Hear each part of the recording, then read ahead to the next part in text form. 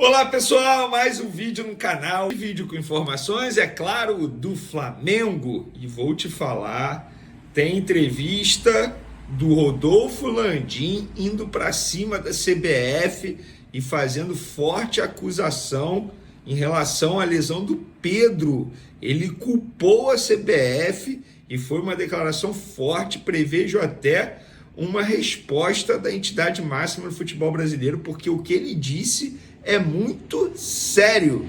E foi o presidente do Flamengo que falou numa entrevista. Não foi nada apurado, tem declaração dele falando sobre isso. A gente vai trazer esse assunto. Tem também Flamengo punido pela Conmebol, informações sobre a preparação para pegar o Peñarol nessa quinta-feira, ingressos vendidos. Tem muito... você sabia que o Adriano Imperador vai voltar a campo? É isso mesmo. Envolve o Flamengo também. A gente vai contar no vídeo de agora. Mas antes, gostaria de pedir para você se inscrever no canal, dar o like no vídeo e também ativar a notificação, porque assim, toda vez que eu publicar um vídeo, a plataforma vai te avisar e, consequentemente, você ficará muito bem informado de tudo o que acontece no Flamengo. Se quiser ajudar de maneira financeira, tem um Pix aí na descrição. Galera, o primeiro assunto aqui é um assunto rápido, não envolve o Flamengo, mas envolve um craque da seleção brasileira, que é o Endrick, que hoje ele marcou um gol com a camisa do Real Madrid. E o que chama a atenção é o seguinte: a cada gol, ou assistência, ou pênalti sofrido pelo Endrick, lá no Real Madrid, até o junho de 2030, olha isso, a gente está em 2024, ou seja, 6 anos, o Palmeiras vai embolsar 35 mil euros, é isso mesmo, que dá em torno de 213 mil reais na cotação de hoje. Repito, a cada gol, assistência ou pênalti sofrido. Hoje ele fez um gol, vai cair na conta do Palmeiras 35 mil euros. Assim, na boa, galera, baita negócio do Palmeiras. O Palmeiras já lucrou até o momento com esses bônus do Endrick, 426 mil reais. Nunca é demais, né? Toda hora vai cair na conta do Real Madrid aí. Parabéns ao Palmeiras pela negociação feita na venda do Endrick ao Real Madrid. Adriano Imperador, galera, vai voltar aos gramados. Sabe por quê? Ele vai fazer a sua despedida oficial lá na Itália. Tem o Inter de Milão também. Lembrando que ele teve uma passagem muito boa pelo clube italiano. Foi chamado de Imperador lá. E o ex-atacante Adriano vai voltar aos gramados para um jogo despedido amistoso no dia 15 de dezembro, no Maracanã, com ex-companheiros de Flamengo e Inter de Milão da Itália. Bacana demais. Hoje o Adriano está com 42 anos e ele confirmou. Muita gente me pedia essa despedida. Apesar de ter parado há alguns anos, faltava essa partida para finalizar meu ciclo. Eu devia isso a todos que torceram e ainda torcem por mim. Lembrando que Adriano não joga profissionalmente desde 2016, quando vestiu a camisa do Miami United em apenas 2 jogos na 4ª divisão dos Estados Unidos. Na ocasião ele estava com 33 anos e voltava a jogar depois de 2 anos sem clube, após deixar o Atlético Paranaense. Pois é, ele teve uma rápida passagem pelo Furacão. Nos últimos anos ele só participou do Jogo das Estrelas, promovido pelo ídolo Zico. E o Flamengo foi multado, galera, pela Conmebol nesta semana por incidentes, ou seja, problemas envolvendo a torcida do Flamengo na vitória por 2-0 sobre o Bolívar no dia 15 de agosto no Maracanã, pelo jogo de ida das oitavas de final da Libertadores. O clube foi enquadrado no artigo 12.2 do Código Disciplinar da Conmebol, que fala em acender sinalizadores, fogos de artifício ou qualquer outro tipo de objeto pirotécnico, e no artigo 27, que trata de reincidência. Por decisão da juíza Amarilis Belisário, vice-presidente da Comissão Disciplinar da Conmebol, o Flamengo terá que pagar uma multa de 20 mil dólares, dá mais de 110 mil reais, e mais 13 mil dólares, que dá em torno de 73 mil reais, para repor gastos incorridos pela Conmebol no espaço de hospitalidade, que deve ser obrigação do clube mandante de acordo com o artigo Manual de Clubes da Libertadores. Nossa senhora, a Conmebol nossa. Mas aí tem atos de racismo, a Conmebol não faz nada. É impressionante, cara. A entidade, ela implica com um detalhezinho na camisa do patrocinador, com esse tipo de situação que o Flamengo está sendo punido. Agora, quando tem ato de racismo, a Conmebol lava as mãos. A verdade é essa. Vamos para o assunto principal desse vídeo? Pois é, porque em entrevista à TNT Sports, na noite dessa terça-feira, Rodolfo Landim alegou que o atacante Pedro foi submetido a uma carga de treinamento muito forte para um jogador que havia acabado de sair do departamento médico. Ele está se referindo à lesão que o Pedro sofreu no joelho, que passou por cirurgia, vai ficar cerca de 10 meses longe dos gramados. Abre aspas para o presidente do Flamengo. O Pedro vinha de uma lesão. Na verdade, teve um jogo que ele jogou e aí a gente libera ele para a seleção. Ele vai para lá, tem um dia de recuperação e depois ficamos sabendo que a carga que foi aplicada para ele foi equivalente a 4,5 km, que é uma carga, vamos dizer assim, muito forte para quando você está com um jogador voltando de lesão.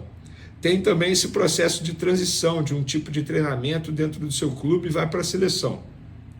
E ele continuou. A gente observou isso no passado, quando cedia jogadores para a seleção uruguaia. Ele submetia os jogadores a carga muito forte lá e eles voltavam lesionados. É muito difícil gerenciar esse processo porque você entrega o jogador para outro tipo de preparação e essa gestão da interface, por mais que a gente tenha procurado fazer da melhor forma possível, passar o máximo de informações, às vezes acaba pelo tipo de tratamento fora do Flamengo, levando ele a lesões. Gente, isso aqui que o Landim falou é muito sério. Ele, em outras palavras, ele está acusando a seleção brasileira de ter ocasionado a lesão do Pedro. Lembrando que a lesão do Pedro, gente, ele foi sozinho. Ele estava sozinho, foi dominar a bola, virou o joelho, pronto. Rompeu ali o joelho e passou pela cirurgia. Mas, segundo o Landim, isso aconteceu por conta da carga elevada que a CBF acabou colocando em cima do jogador que estava voltando de uma lesão. Lembrando que antes de ele ir para a seleção, o Pedro jogou cerca de 70 minutos contra o Corinthians. Jogou. Ele não é que ele não havia jogado e foi para a seleção. Ele jogou pelo Flamengo e depois foi para a seleção. Isso que o Landim falou é muito sério. E eu tenho certeza, conhecendo a CBF, conhecendo a entidade, eu tenho certeza que vem nota oficial aí para responder o presidente Rodolfo Landim, mandatário rubro-negro. E nessa entrevista na TNT ele também foi questionado sobre contratar o novo centroavante para 2025 e o Landim reforçou a confiança do departamento de futebol nas 3 opções atuais do elenco e disse que Pedro voltará a tempo de disputar o Mundial de Clubes do ano que vem nos Estados Unidos. O Flamengo tem para essa posição 2 camisas 9 clássicos, o Carlinhos e o Gabriel. Calma aí. E o Gabriel. E ainda tem utilizado o Bruno Henrique. Com relação ao Pedro, a gente vai ter o Mundial de 2025, começa no dia 15 de junho do próximo ano e vai até 13 de julho. Pelo tempo de recuperação, claro que cada um tem um tempo distinto, mas a cirurgia correu bem e o departamento médico acha que o jogador vai estar em condições plenas para disputar o Super Mundial. Vai ter um período de 8 meses de recuperação. Daria tempo de chegar com 1 mês jogando, em ritmo de jogo, para chegar não só com a lesão curada, mas em ritmo de jogo. A gente conta com ele recuperado. O que mais me chamou a atenção nessa resposta dele foi o Flamengo tem para essa posição 2 camisas 9 clássicos, o Carlinhos e o Gabriel. Gente, na boa, ou o Landim acha que o torcedor é otário e não assiste aos jogos, ou ele não tem conversado com o Tite e não tem assistido aos jogos do Flamengo. Porque o Tite não enxerga desse jeito. O Tite não enxerga o Gabigol como 9 clássico. E não é mesmo. A verdade é essa. Agora, dizer que o Flamengo tem o Gabigol como 9 clássico, Landim, você está de sacanagem. Está tirando o torcedor para otário. Está dizendo que o torcedor não entende de futebol. Não quer contratar porque acha que é um alto risco? Fala, ué. E dizer que Carlinhos é jogador para vestir a camisa do Flamengo também é um absurdo. Inclusive, nessa entrevista, deveriam perguntar a ele, mas vem cá, por que vocês deram 3 anos de contrato para o Carlinhos? Hein? O que justifica 3 anos de contrato para o Carlinhos? Se fosse até dezembro, ok, agora 3 anos, mas não tem jeito, já está assinado. Sobre o jogo de quinta-feira contra o Peñarol pela Libertadores, jogo extremamente importante, mais 53 mil ingressos já foram vendidos até essa terça-feira. A diretoria acredita que mais de 65 mil pessoas estarão presentes no Maracanã para apoiar a equipe diante do Peñarol. Lembrando que tem uma rivalidade intensa Flamengo e Peñarol, digo até entre os torcedores, porque infelizmente vocês vão se recordar que em 2019 a torcida do Peñarol agrediu um torcedor do Flamengo idoso, e esse torcedor infelizmente veio a falecer. Eu tive a oportunidade de visitá-lo no hospital na ocasião aqui no Rio de Janeiro, fiz a entrevista com o irmão dele.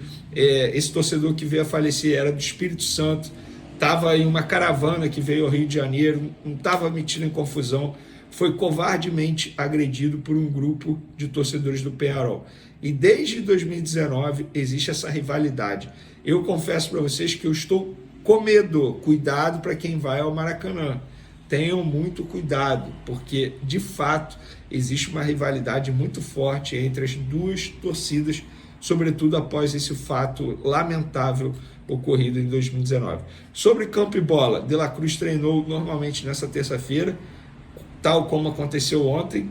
No treino dessa quarta, o técnico Tite vai confirmar a equipe titular e, obviamente, deve ser o que ele tem de melhor. Não acredito ele poupando alguém para o jogo do final de semana contra o Grêmio.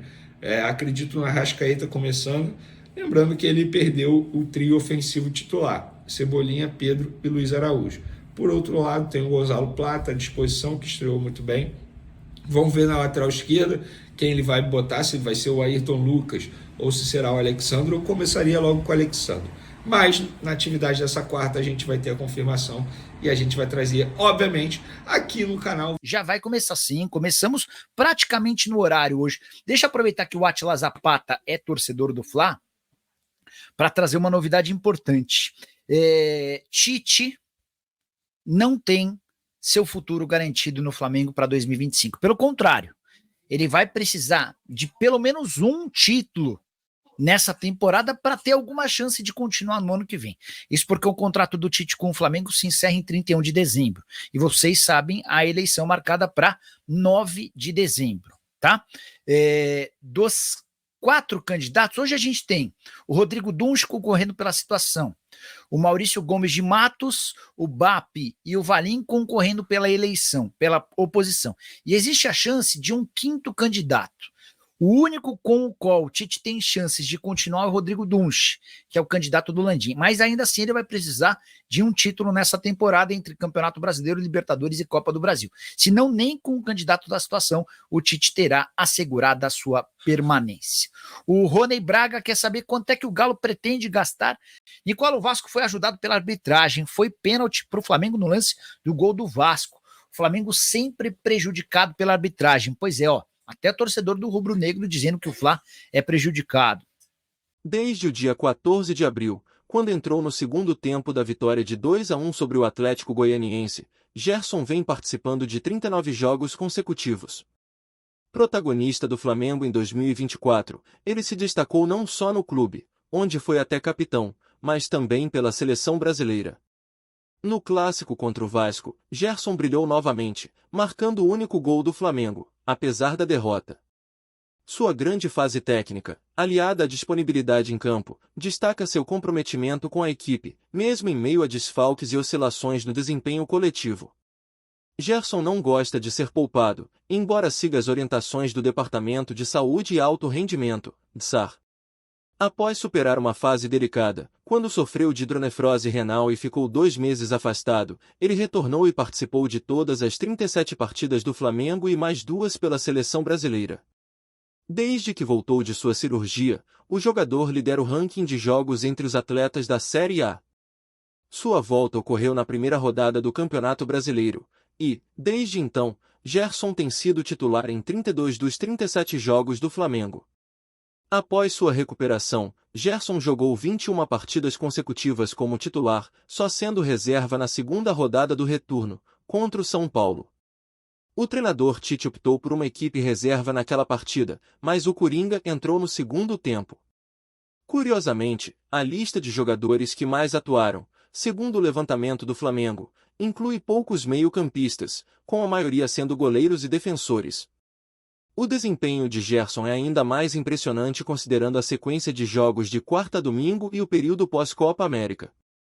Antes dos jogos contra Bahia e Vasco, Gerson também foi utilizado por Dorival Júnior nos jogos da seleção brasileira contra Equador e Paraguai.